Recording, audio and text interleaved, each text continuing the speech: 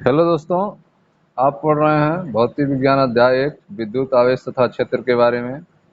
इसमें आपको अभ्यास प्रश्न कराया जा रहा है। मैं डॉक्टर मनीष सर अपने चैनल में आपका स्वागत करता हूं। दोस्तों, पिछले वीडियो में हमने आपको अभ्यास प्रश्न का क्वेश्चन नंबर 1 से 5 तक करवा दिया है। आइए इस वीडियो में हम देखते हैं क्वेश्चन नंबर 6 से आगे के क्वेश्चन।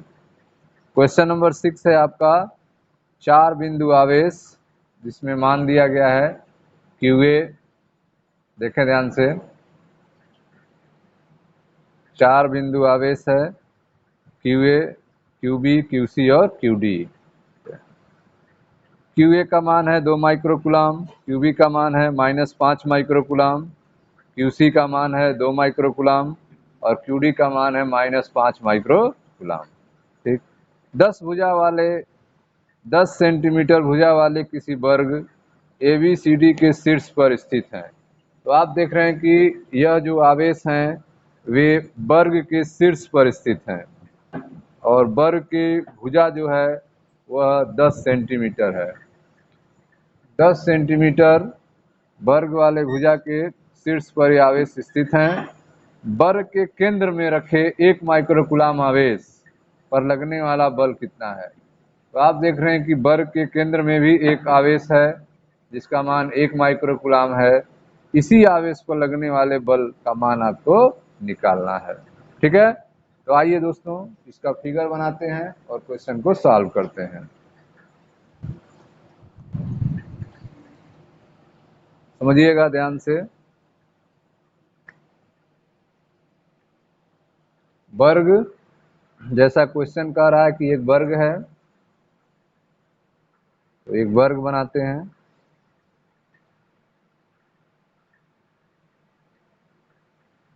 वर्ग की चारों भुजाएं बराबर होती हैं। नाम देते हैं भुजाओं का ए बी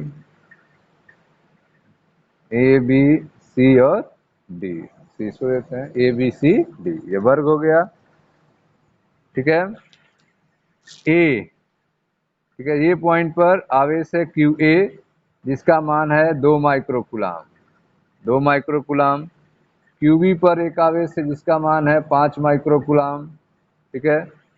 C पर जो आवेश है QC, उसका मान है 2 माइक्रोकूलम।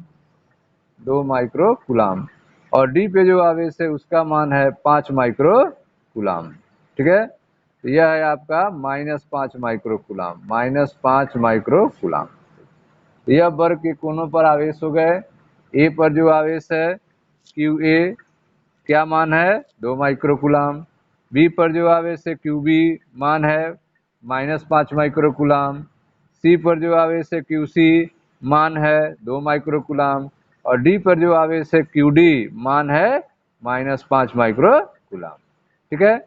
भुजा की लंबाई कितनी है? तो भुजा की लंबाई आप देख रहे हैं क्वेश्चन में दिया है कि भुजा की लंबाई जो है वह 10 सेंटीमीटर है। भुजा की लंबाई जो है वर्ग की कितनी है? 10 सेंटीमीटर है। क्वेश्चन कह रहा है कि इसके सेंटर में, इसके केंद्र में जो है एक आवेश रखा गया है।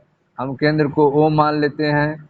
इस केंद्र O पर एक आवेश है जिसका मान है 1 माइक्रोकूलम। इसका मान कितना है? 1 माइक्रोकूलम है। ठीक। इस पर लगने वाले बल का मान ज्ञात करना। इस 1 माइक्रोकूलम पर कितना बल लगेगा इन आवेशों के द्वारा, यह आपको ज्ञात करना है। ठीक है, तो आइए स्टूडेंट्स देखते हैं। यह आप देख रहे हैं, सबको मिलाते हैं सेंटर से।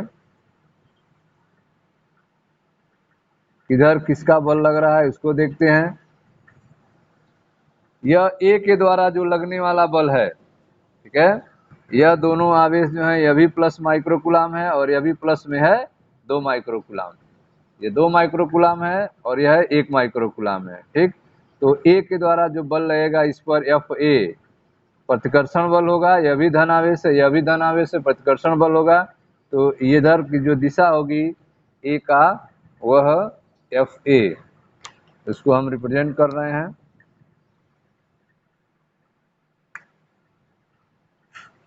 A के द्वारा लगने वाला बल जो है यह आपका, इसके द्वारा A पर जो 2 माइक्रोकूलम आवेश है उसके द्वारा यह लगने वाला बल है आपका एफ ए। ठीक है, अब जो है इस सी के द्वारा, ठीक है, इस सी के द्वारा जो बल लगेगा वो इस दिशा में लगेगा, तो यह जो है सी के द्वारा लगने वाला इस पर बल है जो एफ सी। तो ए के द्वारा इस 2 माइक्रोकुलाम के द्वारा इस 1 माइक्रोकुलाम पे जो बल लग रहा है एफ ए की दिशा इधर हो गई, इस 2 माइक्रोकुलाम के द्वारा इस 1 माइक्रोकुलाम पे जो बल लग रहा है एफ सी की दिशा इधर हो जाएगी। ठीक है, अब आते हैं बी की दिशा किधर होगी, तो बी आप देखें माइनस आवेश है, ये प्लस आवेश है, तो बी के लिए अगर देखा जाए बल की दिशा तो बी की तरफ होगी, अर्थात यह जो बल की दिशा एफ सी होगी वह दिशा बी के तरफ हो जाएगी, एफ बी हो जाएगी, एफ सी नहीं एफ बी। ठीक है, बी की दिशा जो होगी किधर होगी, बी के तरफ हो जाएगी। क्यों हो जाएगी, क्योंकि यह माइनस आवेश है इसलिए हो जाएगी। ठीक है, तो यह जो हो गई आपकी एफ सी की दिशा। अब जो है डी वाले की दिशा इधर हो जाएगी एफ डी। ठीक है, यह हो गई आपकी एफ डी। सबको दिशा दिखा गया, एफ ए इधर है, एफ सी उधर लग रहा है। ठीक है, और यह आपकी कौन सी दिशा है, एफ बी। यह आपका है एफ बी, बी तरफ एफ बी हो गया, और यह हो गया आपका एफ डी। ठीक है, तो आप देख रहे हैं कि वर्ग, यह आपका वर्ग है ए बी सी डी। वर्ग ए बी सी डी में केंद्र पर जो आवेश रखा गया है जिसका मान है 1 माइक्रोकुलाम। ठीक है, इस पर नेट बल कितना होगा, तो 1 माइक्रोकुलाम पर लगने वाला जो नेट बल होगा वेक्टर एफ जो होगा वह आपका vector F A plus vector F B plus vector F C plus vector F D होगा। ठीक है, तो ए पर लगने वाला, ए पर नहीं, यहाँ पे जो मिडिल में है 1 माइक्रोकुलाम, इस पर लगने वाला बल कितना होगा, नेट बल। तो नेट बल वेक्टर एफ बराबर vector F A plus vector F B plus vector F C plus vector F D होगा। ठीक है, तो जैसा कि आप देख रहे हैं, परंतु यहाँ पर वेक्टर एफ ए जो है वह है minus vector F C. Vector F A देखें ध्यान से, यह वेक्टर एफ ए इधर लग रहा है, उसके ठीक उल्टे दिशा में एफ सी लग रहा है, अर्थात वेक्टर एफ ए बराबर है माइनस वेक्टर एफ सी के। ठीक है, तो आपने देखा कि वेक्टर एफ ए बराबर है माइनस वेक्टर एफ सी के। ठीक है, और तथा एफ बी क्या है, वेक्टर एफ बी, तो वेक्टर एफ बी जो है वह है वेक्टर माइनस एफ डी के। ठीक है, अब देखें यहाँ पे एफ बी इधर लग रहा है और एफ डी इधर लग रहा है। ठीक है, तो यह जो है वेक्टर एफ बी बराबर होगा माइनस वेक्टर एफ डी के। ठीक, अब यह जो है वैल्यू इसमें अगर आप रखेंगे तो नेट फोर्स का मान क्या आ जाएगा, 0 आ जाएगा। तो जो नेट फोर्स वेक्टर एफ हो जाएगा वह 0 हो जाएगा, अर्थात जो केंद्र में 1 माइक्रोकुलाम का आवेश लग रखा गया है उस पर लगने वाला नेट बल कितना होगा, 0 हो जाएगा।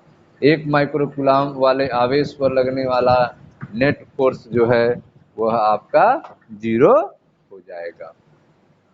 ठीक है स्टूडेंट्स, तो इस तरह से यह क्वेश्चन नंबर आपका 6 सॉल्व होगा। अब आते हैं क्वेश्चन नंबर 7 पे। 7 देखते हैं, तो इसको मिटाते हैं।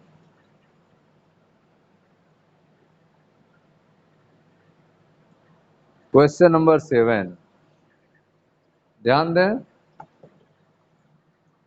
क्वेश्चन नंबर 7 पूछ रहा है स्थिर वैद्युत क्षेत्र रेखा एक सतत वक्र होती है। ठीक है, स्थिर वैद्युत क्षेत्र रेखा एक सतत वक्र होती है, अर्थात कोई क्षेत्र रेखा एकाएक नहीं टूट सकती। क्यों, तो आप देख रहे हैं कि पूछ रहा है कि कोई जो क्षेत्र रेखा है, इलेक्ट्रिक लाइंस हैं जो है, विद्युत बल रेखाएं जो हैं वह एकाएक नहीं टूट सकती हैं। इसके क्या रीजन हैं, इसके क्या कारण हैं। ठीक है, तो आप जानते हैं कि अगर विद्युत क्षेत्र में क्षेत्र रेखा अगर टूटे तो उस स्थान पर विद्युत क्षेत्र की अनुपस्थिति दर्शाएगी। अगर विद्युत बल रेखाएं नहीं हैं, टूट रही हैं, इसका मतलब है वहां पर जो है विद्युत क्षेत्र अनुपस्थित है। अतः यह जो सतत वक्र होगा, ठीक है, हमेशा क्या होगा, सतत वक्र होगा। ठीक है, अगर दो बल रेखाएं ऐसे जा रही हैं तो एक दूसरे को क्रॉस नहीं कर सकती हैं, क्योंकि यह पहली बल रेखा की दिशा जो होगी वह इधर होगी। बल जो देखा जाएगा तो अलग अलग दिशा में लगेगा। विद्युत क्षेत्र देखा जाए तो इसकी विद्युत क्षेत्र की दिशा इधर होगी, जो इस पर टेंजेंट खींचेंगे। इसकी विद्युत क्षेत्र की दिशा तो इधर जो टेंजेंट खींचेंगे यह हो जाएगी। तो आप देख रहे हैं कि अगर दो बल रेखाएं एक दूसरे को क्रॉस करेंगी तो उनके दिशाओं का मान क्या हो जाएगा, चेंज हो जाएगा।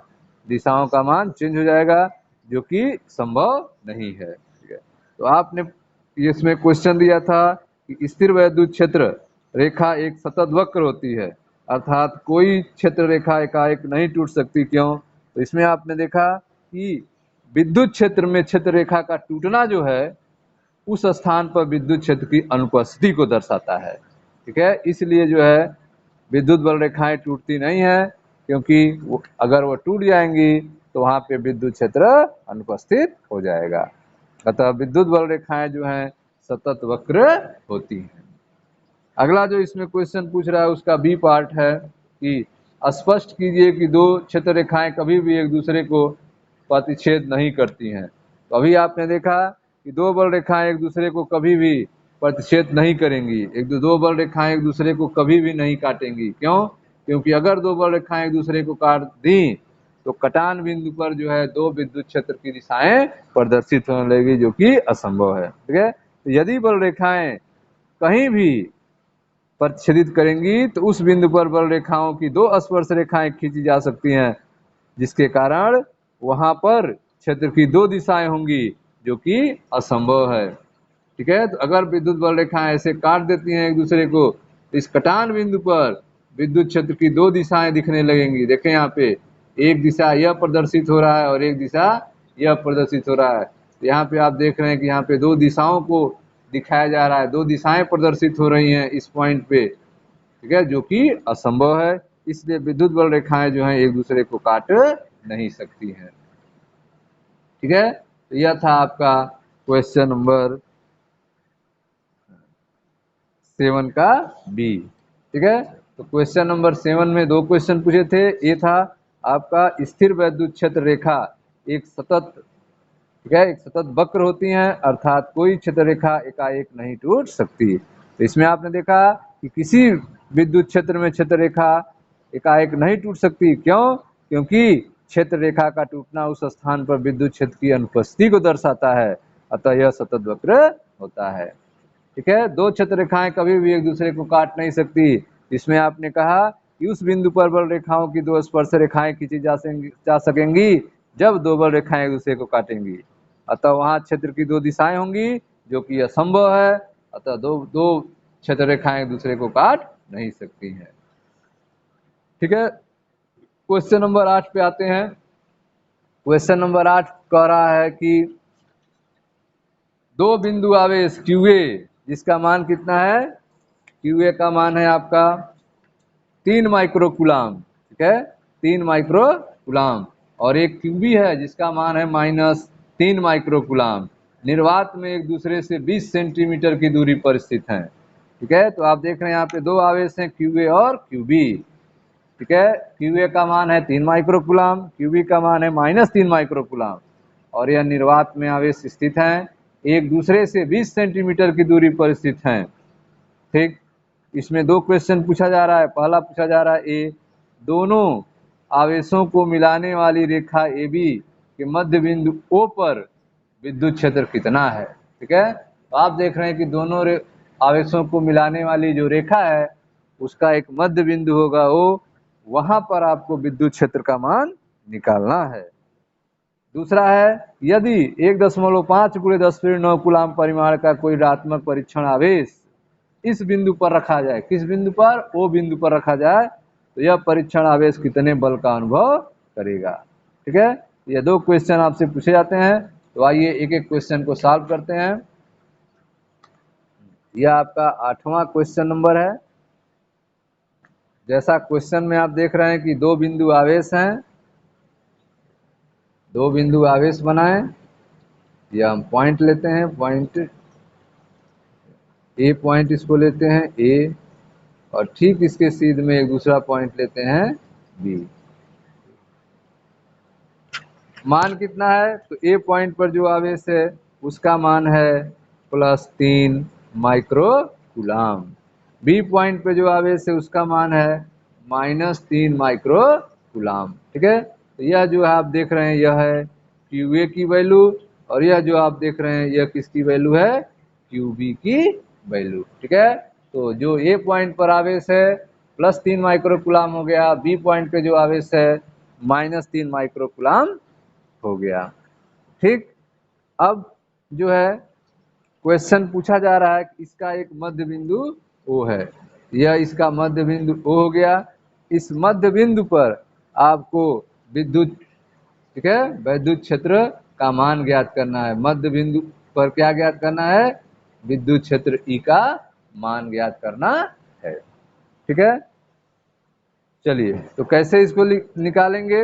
हाँ, तो ए और बी के बीच की दूरी दिया है 20 सेंटीमीटर, ए और बी के बीच की दूरी कितनी दिया है, 20 सेंटीमीटर दिया है, ए से लेकर बी तक की दूरी। ठीक है, तो जो आवेश दिया है QA, यह है आपका +3 माइक्रो कूलाम। तो इसको हम लोग चेंज करते हैं, यह हो जाएगा 3 × 10⁶ कूलाम। QB का मान दिया है आपका -3 माइक्रो कूलाम, इसको भी आप चेंज करेंगे तो 3 × 10⁶ कूलाम हो जाएगा। ठीक, जो दूरी दिया है R, जो A से लेकर B तक की दूरी है वह दिया है आपका 20 सेंटीमीटर, मीटर में चेंज करेंगे 100 से भाग देंगे तो आ जाएगा 0.2 मीटर। ठीक है, यह मीटर में हो गया। अब जो है O से A तक की दूरी या O से B तक की दूरी कितनी होगी, तो 20 सेंटीमीटर की आधी होगी। ठीक है, तो क्या होगी, O से A तक की दूरी कहा जाए या O से B तक की दूरी कहा जाए, बराबर होगा, वह कितना होगा, R का आधा होगा, अर्थात जो 0.2 मीटर आ रहा है उसका आधा कर देंगे तो 0.1 मीटर हो जाएगा। तो ठीक है, बिंदु O की दूरी कितनी है, 0.1 मीटर है किसी आवेश से। ठीक है, अब बिंदु O पर हम देखते हैं धन आवेश है। ठीक है, तो इस धन आवेश जो है यह है, अब इससे यहाँ पर बल रेखाएं जो हैं इससे दूर जाएंगी, इससे OB की तरफ जाएंगी, तो यहाँ पर जो बल रेखाओं की दिशा होगी वह यह हो जाएगी, A के कारण विद्युत बल क्षेत्र की दिशा हो जाएगी EA, जो किसके तरफ, B की तरफ होगी। B पर माइनस आवेश है तो इसके तरफ ही दिशा होगी, B की दिशा इधर होगी, यहाँ पर EB की जो दिशा होगी वह यह हो जाएगी। तो आप देख रहे हैं कि जो विद्युत क्षेत्र की दिशा है वह दोनों की दिशाएं A और EB एक ही तरफ हैं। ठीक है, दोनों दिशाएं जो हैं वह एक ही तरफ हैं। ठीक है, यह आपका QB का मान था और यह आपका BEB दोनों एक ही तरफ हैं। तो पॉइंट O पर जो विद्युत क्षेत्र की दिशा होगी वह E बराबर हो जाएगी E1 धन E2 या EA धन EB। ठीक है, चलिए तो अब वैल्यू निकालते हैं EA का और EB का, फिर जो है आपस में ऐड कर देंगे जिससे O पॉइंट पर आपका विद्युत क्षेत्र का मान निकल जाएगा। ठीक है, तो एक एक निकालते हैं, पहले EA निकालते हैं। EA 1/4πε0 Q/r² सूत्र होता है, यहाँ पे QA/O से A तक की दूरी का स्क्वायर, O से A तक की दूरी का स्क्वायर मान रखेंगे इसमें, तो 1/4πε0 का मान 9 × 10⁹ हो जाएगा। QA का मान जो है 3 × 10⁶ हो गया आपका, और दूरी कितनी है तो 0.1 का, ठीक है, स्क्वायर, 0.1 का स्क्वायर हो जाएगा। मात्रक क्या होगा, न्यूटन प्रति कूलाम। ठीक है, इसको सॉल्व करेंगे तो विद्युत क्षेत्र EA कितना होगा, तो EA कितना हो जाएगा, तो 9 और 3 का मल्टीप्लाई करेंगे 9 और 3 का मल्टीप्लाई करेंगे तो कितना हो जाएगा 27, 9 त्रिक 27, और यहाँ -6 प्लस 9 है, तो 9 में से 6 कम हो जाएगा तो गुणे 10 पे 3, ठीक है, बटे 1.1 को क्या लिख सकते हैं, 1 गुणे 10 पीरियड 1 लिख सकते हैं ना, 10 पीरियड 1 लिख सकते हैं, स्क्वायर करेंगे तो 10 पीरियड 2 हो जाएगा, ये हो जाएगा 1 गुणे 10 पीरियड 2, ठीक है, 1.1 को लिख सकते हैं 1 गुणे 10 पीरियड 1, स्क्वायर करेंगे तो हो जाएगा 1 गुणे 10 पीरियड 2, 1 गुणे 10 पीरियड 2 न्यूटन प्रति कूलाम। ठीक, इसको आप सॉल्व करेंगे तो ई ए बराबर हो जाएगा आपका, हाँ, ये आपका 27 गुणे 10 पे पावर 3, और ये -2 ऊपर जाएगा तो +2 हो जाएगा आपका, यह हो जाएगा 27 गुणे 10 पे 5, 3 और 2 जुड़कर 5 हो जाएंगे। अब जो है एक अंक पे अगर दशमलव लगा दें तो यह हो जाएगा 2.7 गुणे 10 पे पावर 4, ठीक है, तो यह 5 का क्या एक कम हो जाएगा, 2.7 गुणे 10 पे पावर, नहीं बढ़ जाएगा, कम कहाँ होगा, ठीक है, एक अंक यहाँ पे लगाएंगे ना तो 5 का 6 हो जाएगा, ये हो जाएगा 6, ठीक है, बाहर दशमलव है तो अंदर कर रहे हैं, 10 पर एक घात बढ़ जाएगा, तो यह हो जाएगा 2.7 गुणे 10 की पावर 6 न्यूटन पर कूलाम। यह क्या निकला है, ए पॉइंट पर, ए के कारण विद्युत क्षेत्र की तीव्रता ओ पॉइंट पर, ठीक है, यह निकल गया। अब इसी तरह जो है बी पर निकाला जाए, बी पर क्या होगा, ठीक है, दिशा क्या होगी इसकी, तो दिशा अगर देखा जाए इसकी तो यह हो जाएगी ओ से बी की तरफ, किधर हो जाएगी, ओ से बी की तरफ दिशा हो जाएगी, तो बी की तरफ यह दिशा हो जाएगी। दूसरे वाले का निकालने अगर ई बी का मान, यह तो था ई ए का मान, ई बी का मान निकालें तो ठीक उसी तरह से 1/4πε0 क्यू बी अपान ओ बी का स्क्वायर, क्यू बी अपान ओ बी का स्क्वायर हो जाएगा, ठीक है, तो फिर इसमें मान रखते हैं 9 गुणे 10 पे 9, क्यूबी का मान जो है उतना ही होगा 3 गुणे 10 पीरियड 6, और अपान दूरी का स्क्वायर 0.1 का स्क्वायर, ठीक, तो इसको भी आप सॉल्व करेंगे तो ठीक सेम वैल्यू आएगी 2.7 गुणे 10 पे पावर 6 न्यूटन पर कूलाम, ठीक है, ओ बी के अनुदिश इसकी दिशा हो जाएगी। तो इस तरह से दोस्तों ओ पर क्यू ए और क्यू बी के कारण नेट विद्युत क्षेत्र कितना होगा, तो नेट विद्युत क्षेत्र ई बराबर हो जाएगा ई ए प्लस ई बी, ई ए प्लस ई बी हो जाएगा ना, तो ई बराबर ई ए का मान 2.7 गुणे 10 पे 6 और प्लस ई बी का मान 2.7 गुणे 10 पे 6, ठीक है, तो इसको आप सॉल्व करेंगे तो 10 पे 6 कॉमन हो जाएगा, कोष्टक में 2.7 प्लस 2.7 हो जाएगा, यह आपका जुड़ जाएगा 5.4 गुणे 10 पे 6, 5.4 गुणे 10 पे 6 न्यूटन पर कूलाम हो जाएगा। ओ बी के अनुदिश दिशा किधर होगा, ओ बी के अनुदिश, ठीक है, तो यह आपका मान निकल गया 5.4 गुणे 10 पे 6 न्यूटन पर कूलाम, 5.4 गुणे 10 पे 6 न्यूटन पर कूलाम। यह है बिंदु ओ पर विद्युत क्षेत्र की तीव्रता 5.4 गुणे 10 पे 6 न्यूटन पर कूलाम, ठीक है, तो इस तरह से दोनों आवेशों को मिलाने वाली रेखा के मध्य बिंदु ओ पर विद्युत क्षेत्र की जो तीव्रता निकली वह 5.4 गुणे 10 पे 6 न्यूटन पर कूलाम निकली, ठीक है, दिशा है जो है वह ओ बी के अनुदिश है। अब आपको इसमें जो बी वाला था उसमें पूछा गया था कि यदि 1.5 गुणे 10 फीट 9 कूलाम परिमाण का कोई ऋणात्मक परीक्षण आवेश इस बिंदु पर रखा जाए तो यह परीक्षण आवेश कितने बल का अनुभव करेगा, ठीक है, तो विद्युत क्षेत्र का मान निकल चुका है, बल का मान निकालना है तो आप सूत्र लगाएंगे F बराबर क्यू ई, F बराबर क्यू ई सूत्र से आप मान निकाल सकते हैं। तो आइए दोस्तों आगे देखते हैं, मिटाते हैं इसको।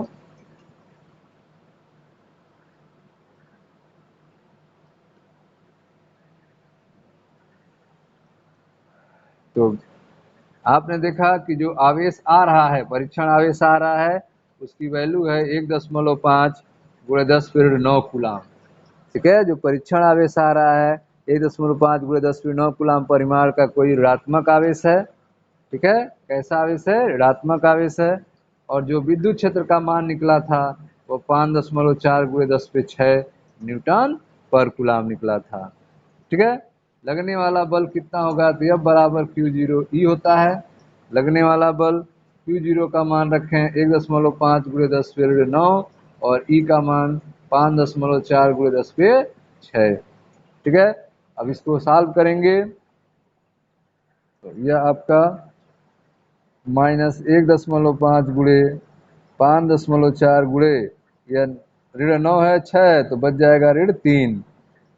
अब यह गुणा करें, 15 चौको 60, 0 हासिल 6, 15 पचे 75 और 75 और 6 81। ठीक है, यह हो गया 2 अंक पे दशमलव हो गया, गुणे 10⁻3 न्यूटन। तो 8.1 गुणे 10⁻3 न्यूटन यह बल का मान निकल गया। ठीक है, F बराबर कितना निकल गया? 8.1 गुणे 10⁻3 न्यूटन। यहाँ पे आप देख रहे हैं कि ऋणात्मक चिन्ह आ रहा है, जो बता रहा है कि बल जो होगा, ठीक है, वह क्षेत्र E के विपरीत दिशा में होगा। लगने वाला बल जो होगा वह क्षेत्र E के विपरीत दिशा में होगा, अर्थात O से A के अनुदिश होगा। O से A के अनुदिश जो है लगने वाला बल का दिशा होगी। ठीक है, परीक्षण आवेश जो है वो 8.1 गुणे 10⁻3 न्यूटन का बल अनुभव करेगा। परीक्षण आवेश कितना बल अनुभव करेगा? 8.1 गुणे 10⁻3 न्यूटन का अनुभव करेगा। अब बल किधर लगेगा? O से A की ओर। ठीक है, O से A के अनुदिश यह बल लगेगा। ठीक है, तो यह था आपका क्वेश्चन नंबर 8। अब आगे देखते हैं क्वेश्चन नंबर 9 क्या है।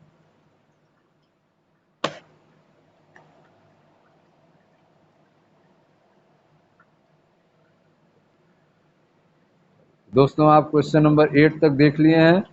क्वेश्चन नंबर 9 कह रहा है किसी निकाय में दो आवेश, कोई सिस्टम है, कोई निकाय है जिसमें क्या है? दो आवेश हैं QA और QB। QA का मान है 2.5 गुणे 10⁻7 कूलाम। QB का मान है -2.5 गुणे 10⁻7 कूलाम। क्रमशः दो बिंदुओं A और B पर स्थित हैं। ठीक है, यहाँ पे दो बिंदु दिया गया है A और B। A का पोजीशन दिया गया है 0 0 -15 सेंटीमीटर, x बराबर 0 है, यहाँ पर y बराबर 0 है और z बराबर दिया है -15 सेंटीमीटर। ठीक है, अगर आप इसको रिप्रेजेंट करेंगे आवेश को रखने के लिए तो x की वैल्यू 0 होनी चाहिए, y की वैल्यू 0 हो जाए, z की -15 सेंटीमीटर होना चाहिए। B जो पॉइंट है वहाँ पर भी आप देखें 0 0 + 15 सेंटीमीटर, इसमें भी x की वैल्यू 0 है, y की वैल्यू 0 है, z का मान जो है प्लस में है, 15 सेंटीमीटर पर स्थित है। निकाय का कुल आवेश और वैद्युत आघूर्ण क्या होगा? निकाय का कुल आवेश निकालना है और वैद्युत आघूर्ण P का मान निकालना है। ठीक है, तो आइए इस क्वेश्चन को सॉल्व किया जाए, क्वेश्चन नंबर 9 को।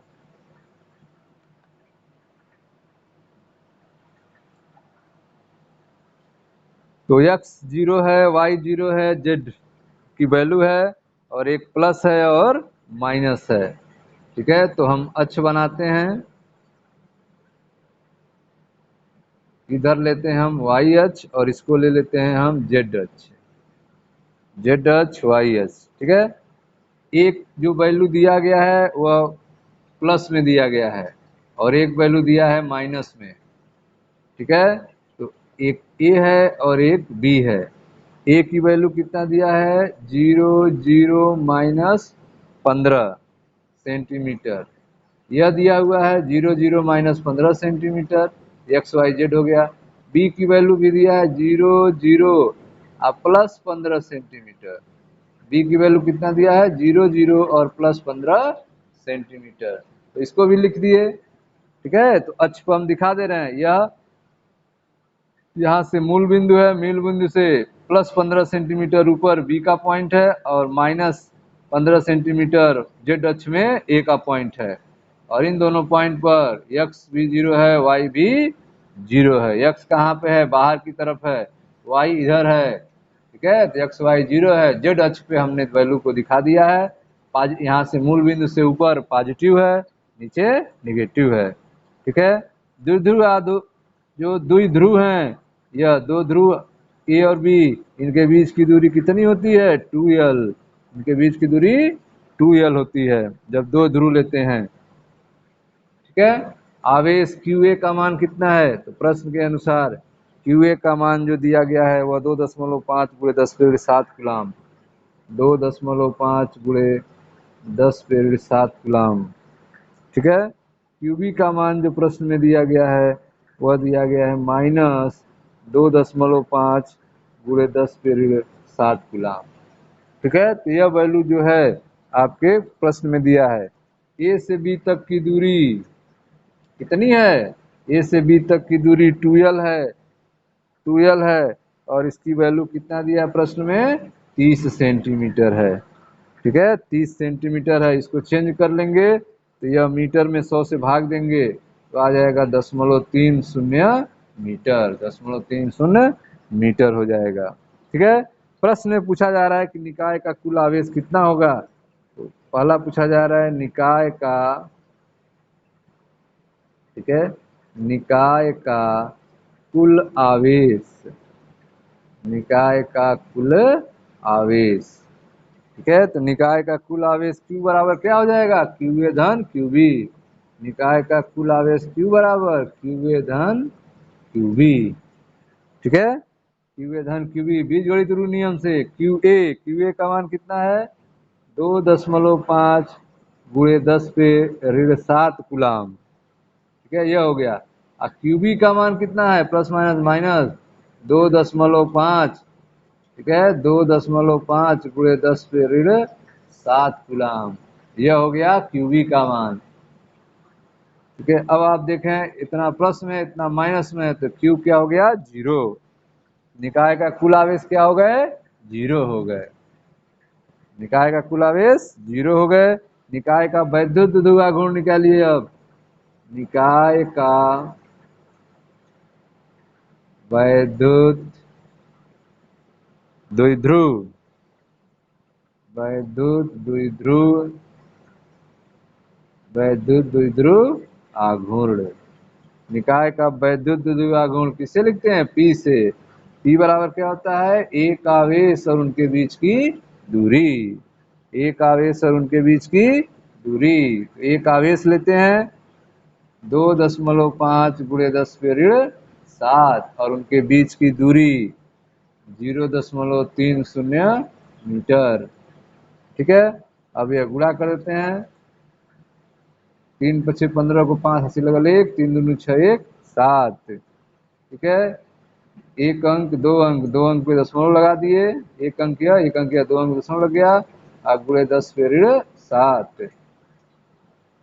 ठीक है, एक दशमलव बीच में किए, एक माइनस में बढ़ जाएगा। 7.5 × 10⁻⁸ 7.5 × 10⁻⁸ कूलाम मीटर।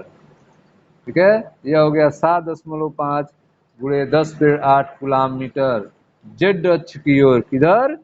जेड अक्ष की दिशा में, जेड अक्ष की दिशा में। ठीक है स्टूडेंट्स, तो यह था आपका क्वेश्चन नंबर, ठीक है, 9वां। क्वेश्चन नंबर 9 था जिसमें निकाय का कुल आवेश और वैद्युत ध्रुव आघूर्ण पूछा गया था। तो आपने निकाला निकाय का कुल आवेश क्या था? 0। निकाय का कुल आवेश Q बराबर QA धन QB 0 हो गया। और वैद्युत ध्रुव आघूर्ण का मान 7.5 × 10⁸ कूलाम मीटर जेड अक्ष की दिशा में हो गई। ठीक है, आते देखते हैं हम नेक्स्ट क्वेश्चन क्या है। तो इसको मिटाया जाए।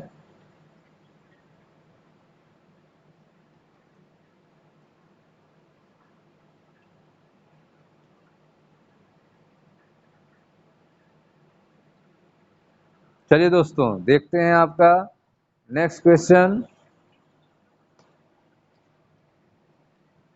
Question number 10। क्वेश्चन नंबर 10 है आपका 4 × 10⁻⁹ कूलाम मीटर। 4 × 10⁻⁹ कूलाम मीटर द्विध्रुव आघूर्ण का पी का मान दिया है। यह कोई वैद्युत द्विध्रुव 5 × 10⁴ न्यूटन पर कूलाम परिमाण के एक समान विद्युत क्षेत्र की दिशा से 30 डिग्री पर संरेखित है। तो आप देख रहे हैं जो वैद्युत द्विध्रुव है वह क्षेत्र से 30 डिग्री का कोण बना रहा है। विद्युत क्षेत्र का मान दिया है यहाँ पे 5 × 10⁴ न्यूटन पर कूलाम। द्विध्रुव पर कार्यरत बल आघूर्ण का परिमाण परिकलित कीजिए। यहाँ पे बल आघूर्ण का मान निकालना है, टाउ का मान निकालना है। तो टाउ का सूत्र आप पढ़े हैं, टाउ बराबर पीई साइन थीटा। टाउ बराबर पीई साइन थीटा, उस सूत्र से इसको आप लगाएंगे। तो आइए इसकी वैल्यू नोट करते हैं, फिर क्वेश्चन को लगाते हैं। यह आपका क्वेश्चन नंबर 10 है। क्वेश्चन नंबर आपका 10 प्रश्न कह रहा है कि द्विध्रुव आघूर्ण का मान दिया है 4 × 10⁻⁹ कूलाम मीटर। 4 × 10⁻⁹ कूलाम मीटर, ठीक है। द्विध्रुव आघूर्ण का कोई वैद्युत द्विध्रुव 5 × 10⁴ न्यूटन पर कूलाम परिमाण है। तो जो परिमाण दिया है, विद्युत क्षेत्र का मान दिया है ई 5 × 10⁴ न्यूटन पर कूलाम। कैसे जाने हैं? ई है, मात्रक से जाने हैं। न्यूटन पर कूलाम विद्युत क्षेत्र का होता है। यह हो गया। एक समान विद्युत क्षेत्र की दिशा से 30 डिग्री का कोण बना रहा है। थीटा बराबर 30 डिग्री का कोण बना रहा है।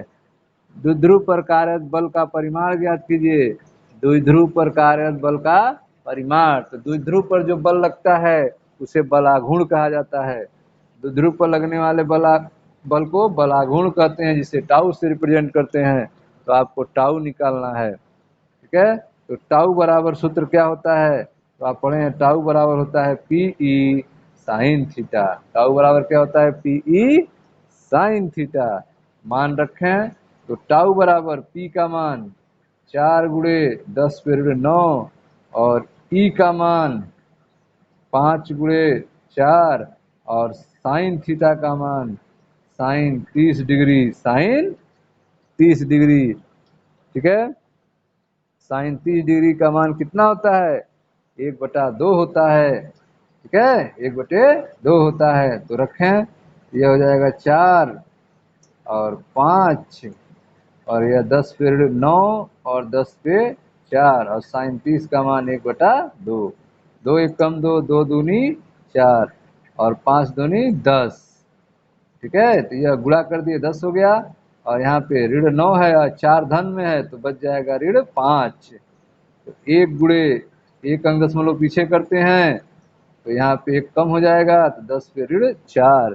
तो 1 × 10⁻⁴ न्यूटन मीटर, ठीक है। तो यह हो गया आपका 10⁻⁴ न्यूटन मीटर। तो बल आघूर्ण का मान कितना निकला? 10⁻⁴ न्यूटन मीटर निकला, ठीक है स्टूडेंट्स। तो यह था द्विध्रुव पर कार्यरत बल आघूर्ण का परिमाण निकला 10⁻⁴ न्यूटन मीटर। यह आपका क्वेश्चन नंबर 10 था।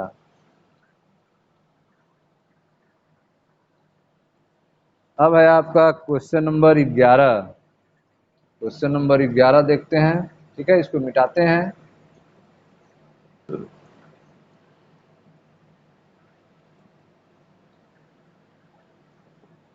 देखें क्वेश्चन नंबर 11। क्वेश्चन नंबर 11 कहता है ऊन से रगड़े जाने पर, ऊन से रगड़े जाने पर कोई पॉलीथीन का टुकड़ा 3 × 10⁻⁷ कूलाम, ठीक है। ऊन से रगड़े जाने पर कोई पॉलीथीन का टुकड़ा 3 × 10⁻⁷ कूलाम के ऋणावेश से आवेशित पाया गया। ए स्थानांतरित इलेक्ट्रॉनों की संख्या की आकलित कीजिए। ट्रांसफर हुए इलेक्ट्रॉन का संख्या ज्ञात कीजिए। किस पदार्थ से किस पदार्थ में? क्या ऊन से पॉलीथीन में संहति का स्थानांतरण भी होता है? क्या ऊन से पॉलीथीन में द्रव्यमान का ट्रांसफर भी होता है? ठीक है। तो आइए दोस्तों इसको सॉल्व किया जाए। तो क्वेश्चन में आपने देखा कि ऊन से रगड़े जाने पर कोई पॉलीथीन का टुकड़ा 3 × 10⁻⁷ कूलाम के ऋण आवेश से आवेशित पाया गया। तो पॉलीथीन के टुकड़े पर आवेश कितना है? आप क्वेश्चन नंबर 11 पे पहुंच चुके हैं। ठीक है, पॉलीथीन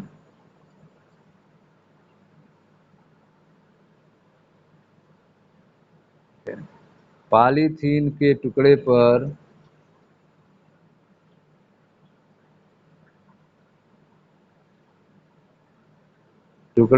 आवेश,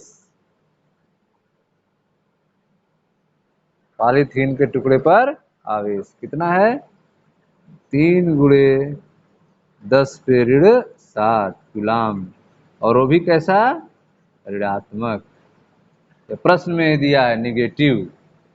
तो पॉलीथीन के टुकड़े पर आवेश कितना है? 3 × 10⁻⁷ कूलाम है, और ये भी ऋणात्मक है। ठीक है, पूछ रहा है कि इलेक्ट्रॉन कितने ट्रांसफर होंगे, किससे किससे होंगे? तो इलेक्ट्रॉन जो होंगे वह ऊन से पॉलीथीन के टुकड़े पर ट्रांसफर होंगे। इलेक्ट्रॉन कहाँ से होंगे? ऊन से पॉलीथीन के टुकड़े पर ट्रांसफर होंगे। ठीक है, तो जो इलेक्ट्रॉन होंगे वह ऊन से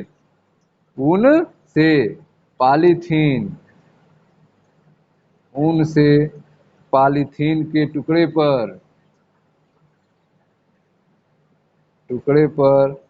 स्थानांतरित होंगे।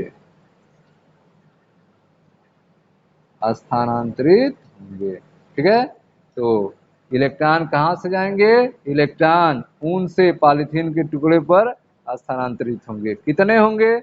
मान लेते हैं n होंगे, तो आप जाते हैं सूत्र Q बराबर NE, Q बराबर NI, तो n बराबर क्या हो जाएगा? Q बटा E। n बराबर क्या हो जाएगा? Q बटा E। Q का मान मालूम है प्रश्न में, 3 × 10⁻⁷ कूलाम, और E का मान 1.6 × 10⁻19 कूलाम है, तो आप जानते ही हैं। तो n बराबर क्या हो जाएगा? ठीक है, तो n बराबर आपको गणना करना पड़ेगा। तो यह हो जाएगा आपका 3 × 10⁻⁷, और यह आपका ऊपर जाएगा तो हो जाएगा -19, -19 ऊपर जाके -19 हो जाएगा, नीचे बचेगा 1.6, 1.6 को लिख सकते हैं 16 × 10⁻1, 16 × 10⁻1। ठीक है, अब जो है यहाँ -19 से कुछ उधार लेते हैं, 1 0 30 हो जाएगा, 30 × 10⁻⁷, और यह 1 0 दिया था तो यह हो जाएगा 18। ठीक है, ऋण 1 ऊपर जाएगा तो धन 1 हो जाएगा, और नीचे बचेगा आपका 16। n बराबर 16 से इसमें डिवाइड करते हैं 30 में। ठीक है, 16 से 30 में भाग देंगे तो आपका 16 एकम 16, ठीक है, 24 बचेगा, फिर जो है दशमलव लगाएंगे, फिर 8 बार जाएगा। ठीक है, और यह आपका हो जाएगा गुणे 10 पे, यह आपका 18 और 1 19 हो जाएगा, और 19 प्लस में है और -7 है, तो 19 में से 7 कम होगा। ठीक है, तो क्या होगा आपका 12 हो जाएगा। ठीक है, तो 1.8 × 10 पे 12 हो जाएगा।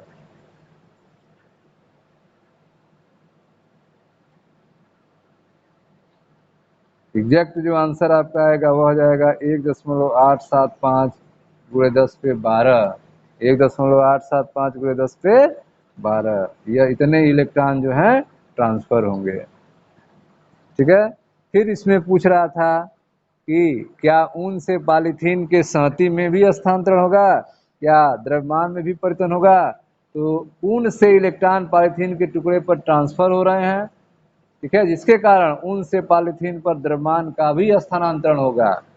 ठीक है, ऊन से इलेक्ट्रॉन का ट्रांसफर हो रहा है, कितना इलेक्ट्रॉन? 1.875 × 10 पे 12 इलेक्ट्रॉन का होगा। इलेक्ट्रॉन का द्रव्यमान होता है। ठीक है, तो द्रव्यमान का भी ट्रांसफर होगा, तो हस्तांतरित द्रव्यमान कितना होगा? तो हस्तांतरित द्रव्यमान, हस्तांतरित द्रव्यमान क्या होगा? n into mass of electron, n into mass of electron.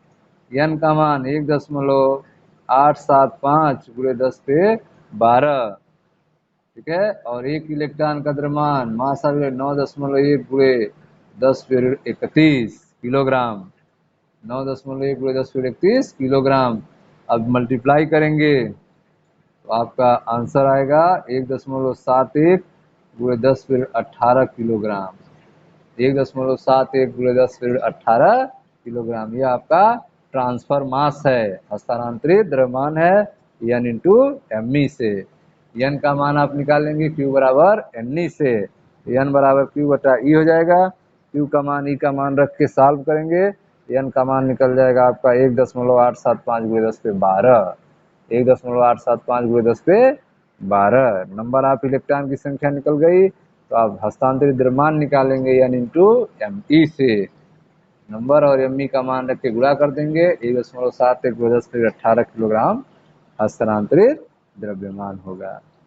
ठीक है स्टूडेंट्स, तो यह था आपका क्वेश्चन नंबर 11। अब आते हैं क्वेश्चन नंबर 12 पे। ठीक है, तो स्टूडेंट्स सब रहने देते हैं, 45 मिनट 46 मिनट का वीडियो हो गया। मिलते हैं नेक्स्ट वीडियो में जहां क्वेश्चन नंबर 12 से पढ़ा जाएगा। मैं डॉक्टर मनीष सर अपने चैनल में आपका स्वागत करता हूं। दोस्तों वीडियो को लाइक करें, शेयर करें, अपने दोस्तों को बताएं। धन्यवाद।